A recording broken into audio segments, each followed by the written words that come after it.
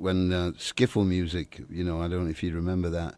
It came on the scene and just ahead of rock and roll for us in the mid '50s, and I was about 12 years old, and I heard of this guy Lonnie Donegan, and I sprang up off the, it was almost like I'd been laying in dormancy waiting for this moment to, and I started sing. By the end of the record, I was singing along with it, and then I went out and persuaded my dad to buy me a record player, and rock and roll, Little Richard, Chuck Berry was all hitting us at that time. So it was just like a natural kind of feeling, progression. Well, it took me quite a long time to develop a distinctive voice. When I listen to myself now, there was a couple of recordings of when I was 16, and I was just, I knew I had some talent, but I really didn't push it very far, to the edges. I mean, like the keys, I used to sing in real comfortable keys, and so it took quite a while for like working in the pubs and the bars to get myself, to develop my own thing.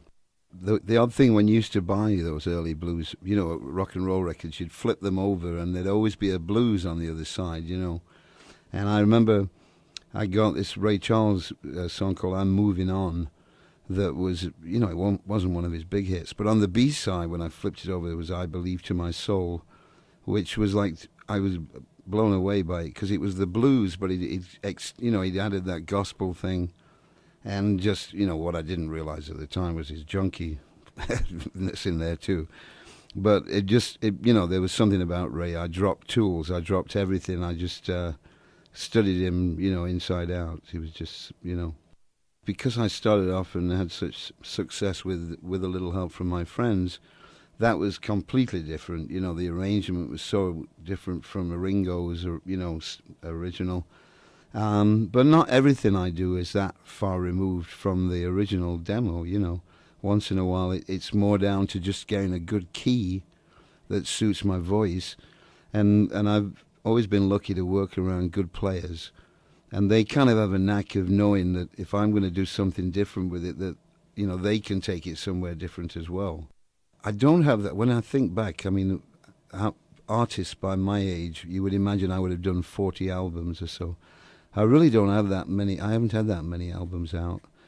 And so it's like, I'm not sure how to put it in tie with the great musicians who've been around me. But, I mean, I guess the voice is an instrument as well. You know what I mean? I mean, the singing voice it's not a guitar, but it is an instrument. And so there's a kind of level of that we work on that, you've got to be in a certain frame of mind, I think, to kind of play blues or R&B like ours that's lasted the full course of time. Maybe I'm amazed. There's an odd little story there that, because a friend of mine at one of the record labels sent a message to McCartney saying, "Joe's just done." Maybe I'm amazed, and could you think of something to do?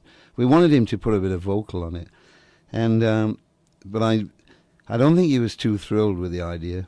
And I got this message saying he'd be telephoning me between 9 and 12 o'clock one day. So I'm sat there behind the, you can imagine me, even now, he's a Beatle, Sir Paul. So I sat waiting by that telephone for 3 hours, and finally the phone rang, and I'm sort of shaking a bit, and I pick up the phone, and it was a cleaning lady saying she wouldn't be in today. I never did hear from him, so we'll never know what contribution he could have put on that.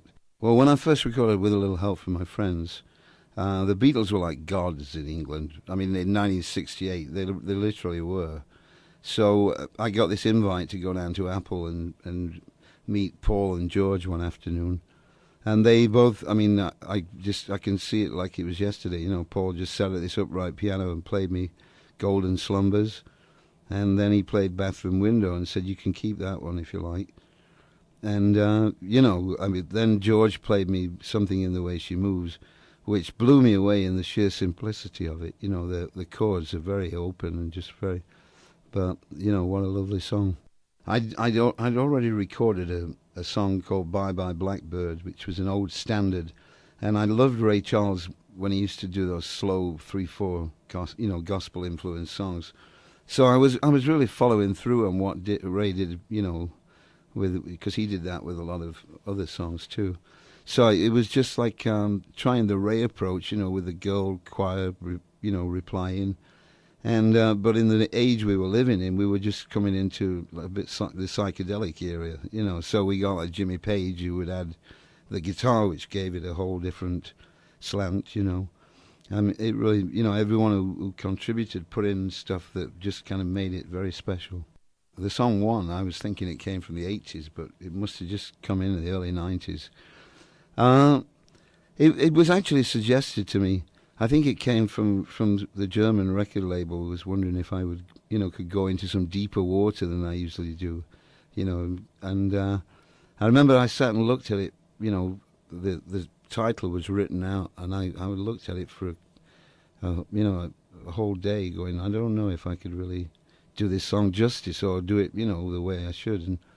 But then when we tried it, I got a good feeling from it that it was, because it's a great song. It doesn't repeat itself. It's a very unusual tune. Well, the song "Jealous Guy," I had a version of it by Donny Hathaway, the black soul singer from the 70s, and he did a great Donny Hathaway live, and so my treatment was somewhere between there. You'll notice it's kind of, I wouldn't say tongue-in-cheek, but I treat it pretty light-heartedly. So we kind of did it somewhere between R&B and like a barrel, the barrel house kind of blues, pub, almost like one of those pub sing-alongs to some degree. People have been trying to tempt me into using those little earpieces, you see everyone wear, where they look like those little pink things hanging out of their ears. And I keep resisting it because I love that contact, that you get, isn't it? I mean, it's a vibe that you feel from the crowd that does inspire you to sort of, deliver more. It's just one of those things. It's rock and roll, If you hit the spot, it kind of, you bounces backwards and forwards. Mad Dog's an Englishman. I mean, it took its toll on me by the end, but when we started off, I remember some of those nights, the energy on stage was absolutely, amazing. It was like a freight train coming down the track. And, I honestly believe that the recording, we had some nights that were far superior to the album that came out in the end. But it took its toll on me. I ended up in a heap at the end. Well, my singing style, I mean, I as I say, I started off really as a blues singer who goes on to these forays of singing pop or into different, excursions in that area. So I've never really been comfortable with songs that are too pop. But it's, I don't know, I try and put feeling into what I do. Because, I think that's what people expect from me, I mean, I've never kind of sort of just sang songs, half-heartedly. I have to get into them pretty deep. Well, Dave, I've been touring across the States, and we were in Florida, and we did 2 shows together. And I brought him out, and we did Feeling All Right. You can imagine the audience, so that was pretty far out. Because we've both got beer bellies now, and we're both bald-headed. And he came on, and I thought we were going to have the clash of the beer bellies. He was bashing into me with his stomach. Huge fan of Traffic. I mean, to me, they were, again, back to 68, they were like the underground band, when they were just a 3-piece with Jim Capaldi, who just died, of course, sad. But Steve used to play the organ with the foot pedals. And I remember the band when Dave was in, too. That was pretty great, Yeah, the song Feeling All Right, I just heard myself singing it. And I came over to the States with Denny Cordell, again, a dead producer, a guy who died a while back, great producer. And, Denny put me he got me a bunch of session players at the time. Paul Humphreys, a great drummer. There was Carol Kay on bass, session girl, amazing. All these people, Artie Butler, who did all these commercials. And we just rattled it off in like 3 takes. They heard the demo and came up with a piano. Artie came up with the piano. So it was, I thought, well, God, if making rock and roll records was always this easy, it'd be great. But well, I was watching the 5 years best of Saturday Night Live, and I was flattered that they showed the segment of John Belushi doing With a Little Help, because it was a pretty cutting, version he did of it.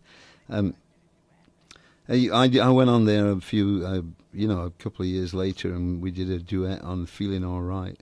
And one of the comical things that day was I had a bit of a sore throat. I went to a voice specialist, and he followed me around to the place, to see what was going on. And because the guy put like the lollipop stick in my tongue, and he was peering down my throat, having a look. Are You Have Nothing, Benny King. I thought Jeff Beck did a wonderful solo on there. What I love about there aren't that many guys who've got that thing where Eric Clapton and Jeff Beck have in common, is where they can take a melody but still play blues inside the melody, And I think that's why that song resonates with me. Yeah, again, though, when you're a singer, when you're young, when you're just learning in your teens, certain songs or certain artists just put stuff inside you that you're not quite aware of till many years later, that in developing a style. And even though, you never sing quite like them, I mean, I never really sing the phrasing of Nina Simone, but I had a couple of her albums that really, meant a lot to how I developed. Well, what's going on? I mean, I knew I was in dangerous waters. When I'm over in Europe, the French always give me a bit of a hard time. Joe, you always do so many covers. Why? What is with these covers? Marvin Gaye, what's going on? How can you possibly cover that? I said, well, I have. I mean, it might be indulgence or self-indulgence, but I mean, I love Marvin as much as anybody did. I thought he was, the greatest. I mean, he was a genius too. But I just, whether it's taking liberties or not, I certain songs I just try and give them my own interpretation, in where I am in the time period of right now. Well, growing up in Sheffield, it always seemed a little odd that we never, that there were quite a few bands in our town, and not many. A guy called Dave Berry was like the top singer, and but nobody was really writing. When you think in Liverpool, most of the bands by the mid-'60s were all writing their own stuff. It never really occurred to us. We all kind of were covering Chuck Berry and then we got into the blues, the Muddy Waters and John Lee Hooker, but there were very few people. I don't think anybody wrote their own material, but because I think with the fact that it was a steel town, and then you got up to Newcastle where Eric Burdon and the Animals came from, our leanings were more R&B than the guys, from Liverpool and London, until the Stones disproved that. Again, Leon Russell on that, I gotta hand him his due. On two of those songs, he just walked up to me, I said, Joe, what do you think of this? And boink, doink, doink, hammered out that riff, and I just said, I was sold on it instantly, Yeah, and the same with Cry Me a River, the old Julie London song. He came up with that arrangement too, so, he just played me that riff, and I thought, because I never really thought of it. If it was a pop song, it was a good one. Well, he's the producer, C.J. Vanston on Heart and Soul, and he really gave me his heart and soul. He stayed with this album. We kicked off like October the year before that last, and we hadn't finished with it by May the following year, and so he stayed the course with it, really. And the last few albums, I've done there's this thing called comping, where they like you to do about 20 vocals, and then they can take the best licks. But I kind of was glad we were leaning away from that. And when you think of a singer like me, you're looking for sort of natural emotion. If you do all that splicing, you lose all that. So with CJ, I mean, we sort of made a little pact that we'd use, like full vocals if we could. And what I've noticed over the years is that usually when I come in the studio, the first like 2 or 3 vocals are the ones that, we always end up using. I mean, there's just something about that, when your mind's still in the creative process. Yeah, once you've got it locked in, then you tend to just get a bit repetitive. But those early ones, even though they might be a bit off melody, and usually I'm in a better tone of voice the first few takes too. I think if I was coming on the scene today, I don't even know if I want to be a rock singer. You know, the kind of pressure is more to be a star, isn't it? As much as having talent. You know, the grooming. I mean, they always hated me years ago because they couldn't groom me at all. I mean, you know, I just wasn't that type of guy for all that, being a Sheffielder, you know. But it's something I wonder about with all this American Idol stuff. You know, I mean, when you were saying that a lot of artists don't get past 2 albums, or they're lucky to get to 2 albums. It's but I think that, you know, the record companies are to blame to some degree in the way that they, you know, we've always been a bit of a commodity. You know, I mean, when I was told that, you know, years ago by Chris Blackwell, when he said, you know, you're going to become a box of cornflakes, don't you? And I was like, what the hell is he talking about? You know, but it's true that we do become a kind of commodity, and if there's no demand, bump onto, you know. But it's gotten a bit worse, I think, because you know, in the late '60s, it was almost like we kind of thought we were going into a new time where, you know, we'd do tracks. I mean, look at Bob Dylan when he did "Sad-Eyed Lady of the Lowlands." It took up a whole side of an album, you know. You know, you wouldn't dream of doing that. I don't know. You know, nobody would want to give you the patience of, you know, studio time, I guess. But so it's like we kind of lost something there that we put in place. You know, the freedom element kind of gone back, you know, to being controlled by the commodity element. Hitchcock Railway, I recorded at Sunset Sound, in Hollywood, and on my second album. And it was just one, you know, with the Grease Band, with Chris Stainton and Bruce Rowlands and Alan Spencer and Henry McCullough. It was one of those we probably did in about 5 takes. But it was an odd little song. I'd heard it from Jose Feliciano, like on one of his albums, and I just thought we'll give it a whirl. Yeah, Robert Palmer. I mean, what a shock for him to be.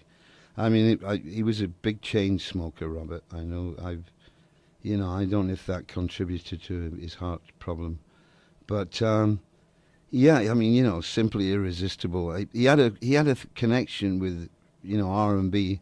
I remember going to he had this house in Compass Point where I recorded Sheffield Steel about 1980, and I went round his house and he would have a few drinks and he had a huge library of albums.